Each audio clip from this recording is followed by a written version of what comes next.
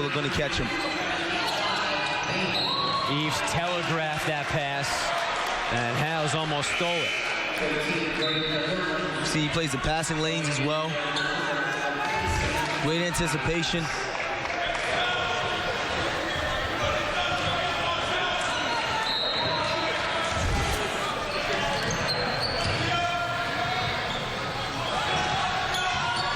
Jump stop for Ian Foley. That's a tough shot, and he rattles it in.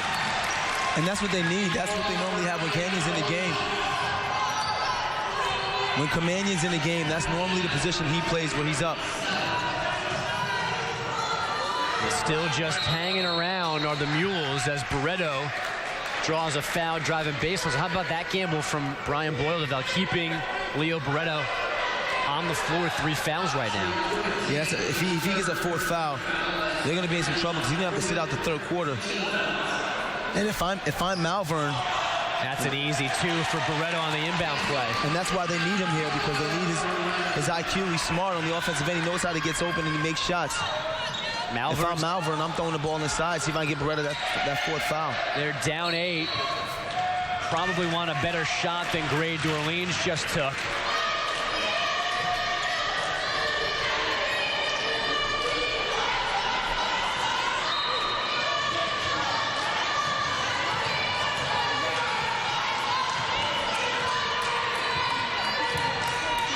Michael James continues to shadow Bezoso on the perimeter, trying to deny him the basketball. Tough catch by Bezoso, and he walked.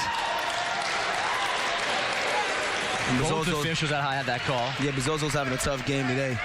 Not able to show much. His defense, they're denying him the basketball.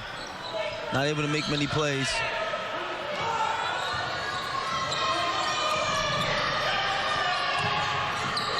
That's kicked by Schindler.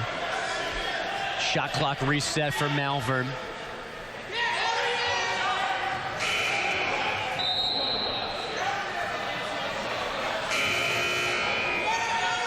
Elliot Edwards, another one of the JV call-ups, is going to check in for Malverne. So Edwards not sure even where to go to check in. That's a JV move right there. Michael James knocks down the 3. And James has been aggressive since the game started, attacking the basket and making shots from the outside. Malverne within 5. If I'm coach, I'm keeping James in the game. Bezoso with the answer. With the answer, that's what you expect from the player of the year, co-player of the year, excuse me. Puts them back up by 8. You don't want to allow Malverne to keep in his football game, stay in his basketball game. The other part of the conference player of the year is Danny Fusco from East Rockaway.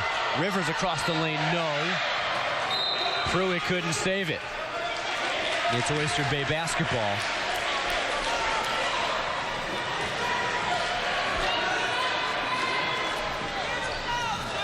And Oyster Bay with an opportunity now to put this up to double digits. That would be the biggest lead of the game. Crossover, kick. 3 from Barreto, his 2nd from downtown tonight. The 2 guys we've been talking about, Barreto and Howes. They gave Barreto just 2 on that, excuse me, so it's a 40-30 game. And then Edwards hits the 3 off the Malverne bench.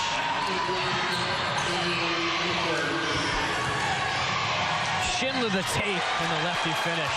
And Schindler with the left hand there. This is the pace we saw in the first quarter. We've got a ball on the court.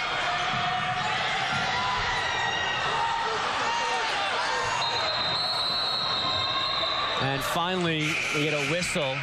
Not sure where it came from. Well, luckily, one of the employees here saw it. This is Schindler with a strong take. Schindler with the left hand.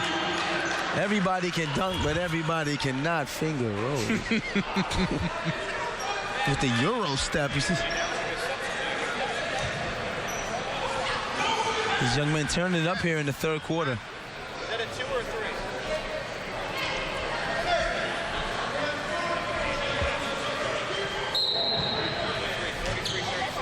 The score once again needs adjusting. It is 43-33. Edwards again comes up short. The extra point given to Oyster Bay on that Barreto shot from the corner. Barreto down low for 2 more. Malverne's calling for timeout. All of a sudden, they're down by 12 as Oyster Bay has found its rhythm again. And the Baymen opening things up here in the back half of the 3rd quarter. What a gamble, keeping Barreto in the basketball game. 3 fouls. He just knows how to find the spots. He's strong to the basket. You know, right now, he's our player of the game. All-county selection, and he looks the part today. 13 points, 10 rebounds per game. He's shown off his range, a new wrinkle to his game here this season, his senior campaign. And his team trying to finally put Malverne away. The Mules done a great job hanging around, but all of a sudden the lead is 12. Oyster Bay trying to finish the deal, so to speak, here in 2016. Last year as the 1 seed, they were upset by Carl Place. The year before that, they lost to the 1 seed in Malverne. And then got to the final 3 years ago. The winner of this one gets Wheatley 5 days from now back in this building in the B final.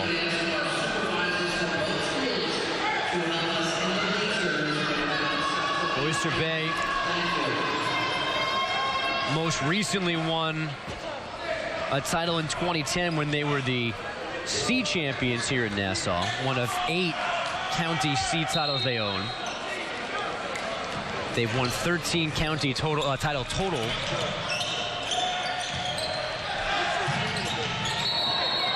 Michael James lost his pivot foot on the wing. You can see the nerves from Malverne as the game, when it's closer and closer to the end, they're getting a little tighter. And that's the inexperience, man, the youth. Yeah, some of these guys were on the bench last year when Malverne won the B tournament. But that's certainly not the same thing as being out there as they won the B tournament. And that's another travel. That's from the freshman, Gray Dorleans. 11 Malverne turnovers. And that's the difference. That right there is the difference in the basketball game. Turnovers, unforced turnovers. Dorleans, Edwards, James, Ishmael, and DeJohnny Gaston. They've got 4 of their JV call-ups on the court right now with Michael James. DeJohnny Gaston is number 33. So in turn, this is like a varsity versus a JV game, except for James. You know, and you can see the difference in James, and with that experience, his confidence. And no one can stop Barreto now. He's just on it. He already had the size advantage when the upperclassmen were out there, but against these freshmen, it's really a big differential. Now a turnover again. Schindler for Howes, for Bezzoso, but no lay-in.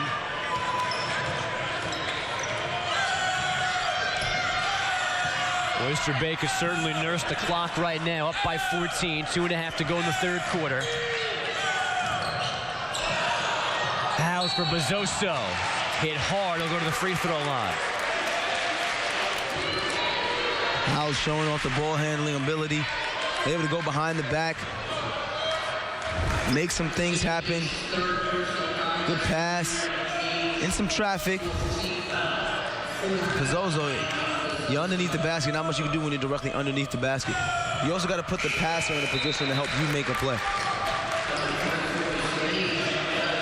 Right now, it looks as if Oyster Bay is going to run away with this one. As you can see, the upperclassmen coming back in the game, and it makes me wonder why they were out to begin with. Wonder if their coach was sending a message, but back in come Pruitt, Foley, Eves, and Kamanian, rejoining James. As Bezzoso gets the roll, pushing the lead to 16.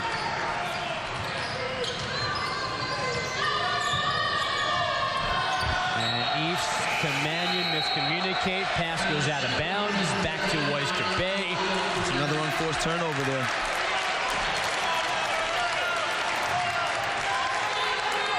Schindler comes and gets Barreto, who did a good job. They kept him on the floor despite picking up his 3rd foul early in this quarter. Smart gamble from coach. trusting his player, and Leo showed why he earned that trust. Bezzoso!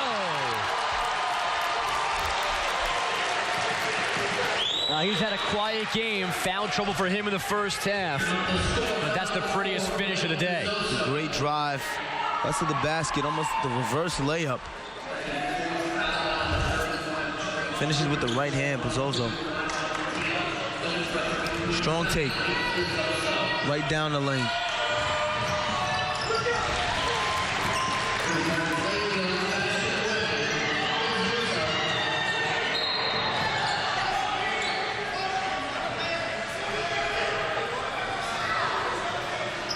Devin Marmoley is going to get the Oyster Bay foul on Eves' drive.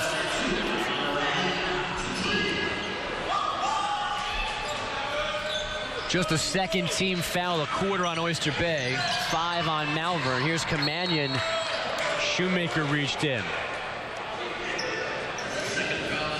Kamanian has been very good when he gets the ball inside the paint.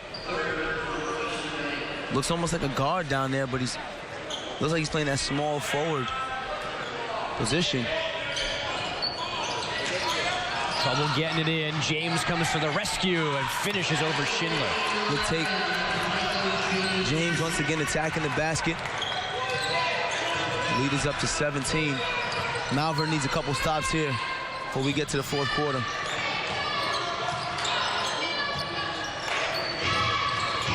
Kamanian all up in Howes, and Howes is called for a travel. He had Kamanian's forearm up under his chin.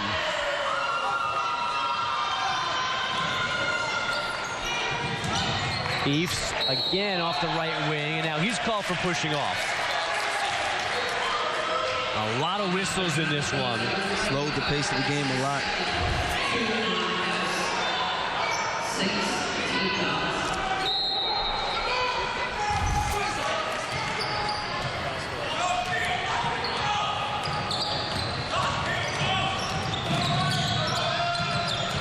Marmoley bounced to nobody. It's Malverne basketball. Leo Barretto's going to come back in here for Oyster Bay.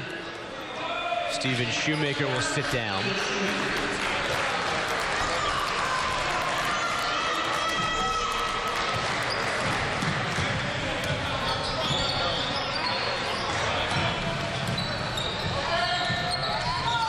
Malverne has to begin to play with a sense of urgency. I know you're only down by 17. But the clock is not in your favor here as we're closing the end of the third. Kamanian knocks down the long jumper. Kamanian has been consistently putting points on the board. Marmoley drills the three. Oyster Bay doing what they can here late in the third to negate anything positive from Malverne. James is runner. James attacking the basket as usual. It's been James and Kamanian for Malverne. Howes sweeping across the lane. Nobody stopped him, and he lays it in. And they let Malverne get right to the lane. Now it's Eves for two. Back and forth we go. The pace is picked up. And they're going to give Darryl Lopez a timeout before the inbounds. Joe Michalowski up the court saw him, not Tom Sheehan, and Lopez wasn't happy about that. And Sheehan stared him as they went back to the bench. Lopez coaching hard on the other side as you watch Brian Boyle talk to his Baymen who have opened things up. This game was tight earlier in the quarter. But here's the 16-point lead, the last 2 points, and a pretty finish from Howes. Scoop shot from Howes. Gets right to the basket. No one checks him, no one steps up. And there's Eves. Almost an identical play. Goes right to the basket. The sophomore. You can see the difference in the poise of the two teams. Malverne, a ton of young guys. Oyster Bay, senior heavy team. Some great leadership. All conference players.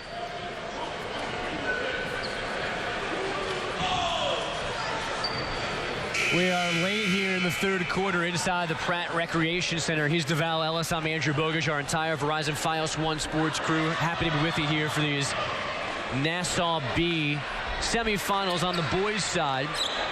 Wheatley has already beaten the 2 seed from Carl Place, very impressively at that. So the Wildcats waiting on either Oyster Bay or Malverne, and right now it's the Baymen who seem destined for that other spot in the final in 5 days back in this building. Full court pressure. Kamanian, who has chased Howes across this court all day. Good feet by Kamanian. Devin Marmley, shot clock is off.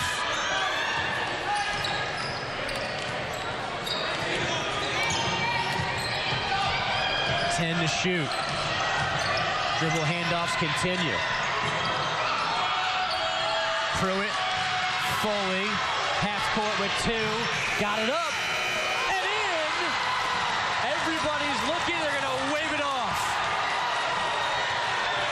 All 3 officials looked around, nobody made a call, and then finally Jim Sanfordino did and said no. We'll get a look at it. They cannot, some of the Malverne fans are pointing at our table. They cannot officially use it, but they're going to come check. To me, it looked like it was still in his hand. It was. It was still in his hand. He didn't get it off in time. It looked like it was no good to us, man. You can see it was still in his hands. Malverne could have used it. They're down 16, not 13 after 3 on Verizon, Fios 1 Sports. Hey, I'm Brian Gary. When I'm doing any home improvement projects, it's really all about choosing quality products that will last. I came to my buddy Carl, the general manager here at Renewal by Anderson Windows, to talk a little bit about replacement windows. Hey, Carl. Hi, Brian. How's it going? Good. So I came to the right place. So if you're looking for a product that's going to last, I came to a company that has lasted. That's why I came to you. Tell me a little bit about the company. Well, Renewal by Anderson is the window replacement division of Anderson. Anderson has been making windows for 110 years. So not only does that 110 years provide you with engineering expertise, but you know we're going to be here if you need us. So, Carl, not all windows are created equal, right? Right. Some people think that vinyl windows are actually the solution to either drafts or windows that don't operate properly, but that's just not the case. If we take a look at our window over here, this window is made of Fibrex. Fibrex is twice as strong as vinyl, and it's made of wood and a polymer combined, which is going to give you the maintenance-free aspect, and it's going to last for many years. This is Fibrex. Fibrex is actually twice as strong as vinyl. A strong window is going to have seals that stay intact. That also is going to mean that you're going to have no drafts and you're going to be very comfortable in your home. Carl, I understand your warranty is much stronger than most window companies. Right. Not only do we warrant the windows, but we also warrant the installations. Our master installers have performed thousands of installations, and we know they're going to do it right the first time. And our guys, they're not caught up with kitchens and roofs. They only focus on windows. That's what we do best, and that's their expertise. I'm always worried about the 15 guys in the house for 5 days. Our guys are so good at what they do that most of our jobs are actually done in one day. Carl, thanks for the information. For a limited time, Renewal by Anderson is offering a special deal. Save 20% on windows, save 20% on patio doors, and save 20% on installation too. With no money down, no payments, and no interest for 1 year. Call to schedule your free window diagnosis at 1-800-399-9797. That's 1-800-399-9797. So here we go, start of the 4th quarter at LIU Post. Oyster Bay with the lead, trying to close out Malverne and get a spot alongside Wheatley in the Class B final. Ian Foley walks on the mid-post for the Mules. You can see the bigs from Malverne. They're a little distracted by the size from Oyster Bay, and when they get inside, they're not sure what to do with the ball, and they're shuffling their feet. They're also, because of injuries and other reasons, they're asking, I think, some of the guys to do things that they're not accustomed to doing. Like, Foley is not an offensive player, but right now, the position he plays is critical to their offense as Howes drives and got slapped on the arm. So much comes through that power forward spot, flashing to the mid-post to catch and do something or pass, and it's just not something that Foley is comfortable doing right now. No, you can tell that he's not. He's very uncomfortable, and even when you look at Kamanian, they got him playing the 4. He's down there in the box, but he's also checking the opposing point guard on the press, so he's out of position down there. Robert Howes has struggled the least at the line today. Everything else, though, has been his normal high-quality game. It's been a long year for him. mentioned in the first half he missed some time battling mono. He didn't miss time somehow after losing his mother to cancer last month. The corner three is up. It's no good, but East was fouled. Oyster Bay, you might have seen some of the guys on the bench wearing white T-shirts made in honor of Mrs. House. And Robert came back to the team quickly because he wanted to be around his teammates, and they obviously welcomed him back and have rallied around what's been an awful, awful time for him and his family. And Brian Boyle couldn't say more nicer things about his senior point guard, the way he's handled the situation off the court and come back to the team, as Eves can't get the roll on that free throw as well. These are valuable points here. You're down by 16. You're the shooting guard. You got to make these free throws. Comes up empty.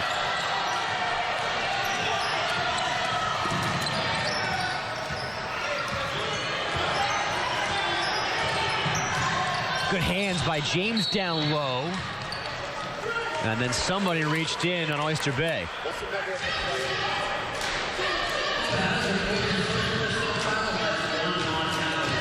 The foul is on Robert House.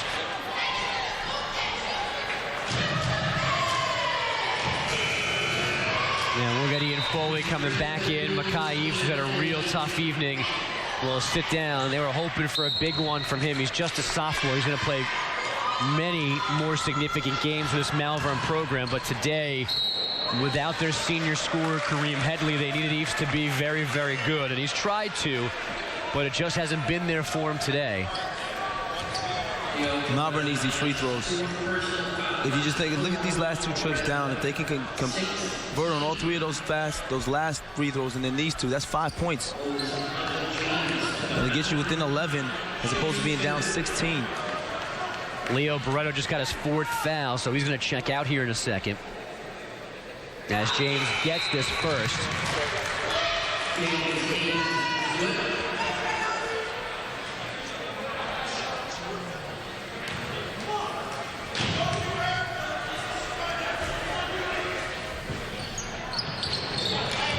So James does get them both. Cutting the deficit to 14 for Malverne. And then good hands by Kamadian right in front of us. And that looked like you diving away from the ball. Yeah, I didn't want no parts of that ball, man. I'm retired. Figured you would have had my back. Nah, I thought you in front of the ball, man. If you want me to come across you? You remember that day you had 7 points? Yeah. I needed one of those right there. Listen, I will never forget that day. There's the Val, who is the former football player at both Hofstra and in the NFL, not me. And he was the one diving away from the tiny little basketball. Come on now. What do you want me to do? It's protect me. Protect little old me. And we're in a timeout here. Early still, 4th quarter. Oyster Bay trying to get to the finish line and get back into the B final. There's a shot of the T-shirts that the Oyster Bay kids are wearing today to honor Robert House's mother. And in a really just awfully tragic coincidence, in the other semifinal here in the B, we had Danny Shea from Wheatley, whose mom passed away last month, just a few weeks ago. I mean, that a remarkable coincidence, and awful for both of those families, and certainly our thoughts and prayers with them and the entire communities. But House has been very good today. He's been very good all year long, and Brian Boyle, his head coach, doesn't really know how he has been because of all the things he's had to deal with. You said very good to say the least. I mean, he's made plays on defense. Offensively, man, he's facilitated on a lot of plays. You can see the behind the back. That's become his signature for me. I see him go behind the back. You know he's getting ready to make something great happen. He's been very poised there, bringing the ball down court for Oyster Bay. Well, whatever he's getting therapeutically from basketball, it looks like it'll continue for at least one more game with his team up by 14 at the moment. Well, I mean, that's the point of sports, isn't it? You know, it takes your mind off of things that are happening. You get to compete. You get to be around your brothers. You get to have fun. That's why everyone loves sports, man. Sports can unite us. Malverne trying to get things going in the right direction before it's any later. Pruitt, tough shot falling away. And then Kamanian over the shoulder of Schindler picks up the foul. And already in the bonus is Oyster Base. We'll walk the other way and we'll shoot free throws the rest of the way here in regulation. And that's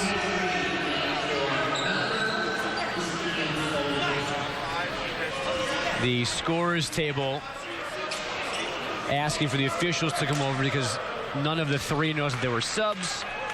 So the subs are now in the game, and Kyle Schindler can shoot free throws.